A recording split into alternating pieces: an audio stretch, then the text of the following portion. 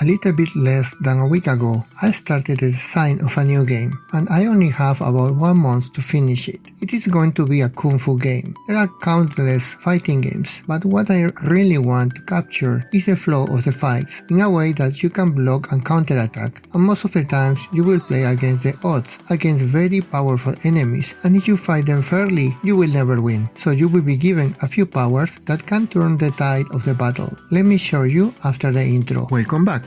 If you are new to the channel, I make games, and you can download many of my games from the link in the description below. Week 1. I made many games in the past, but for this one, there are 2 new things I need to build that I have never made before. First is a way to show enemies' future move. This is still under development, but I should be able to show it next week. And second, build a time machine, so you can undo past mistakes.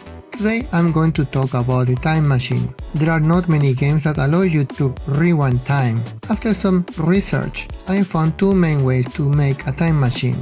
First is to make a deterministic game engine. What this means is that for every input you can predict the full outcome. So you only need to record every input from you or the AI of the enemies, so you can undo the outcome. This means, for example, if you can push these bots to the right, it will move until there is no force applied to it, so it will stop. If you want to undo that, you need to know what was the initial force, so you can calculate where it started and interpolate back. This uses less memory but requires a lot of calculations and make everything inside the game deterministic, so no randomness in the middle, and if there is some, you need to record it to undo it. Making a game engine like this is quite difficult and time consuming, and I only have 4 more weeks to go, so this is not possible for me. The second option is much more simple. Keep track of everything in the scene, every frame. This consumes a lot more memory, but at the same time it doesn't require any calculations to go back in time. So I made the second one, and this is an example of my implementation. So you can see here a fighter.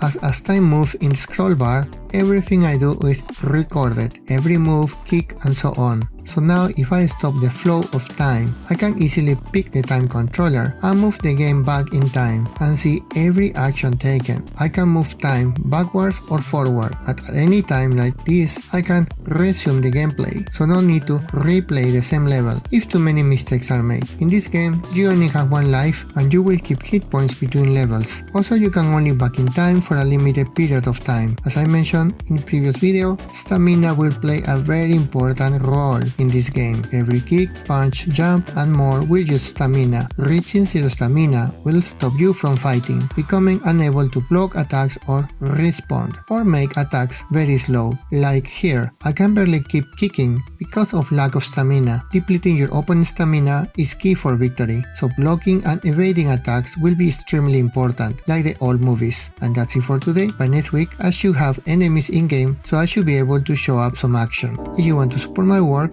please click like and subscribe and click on the notification bell so you do not miss my next update. Thank you so much for watching my journey. See you next week.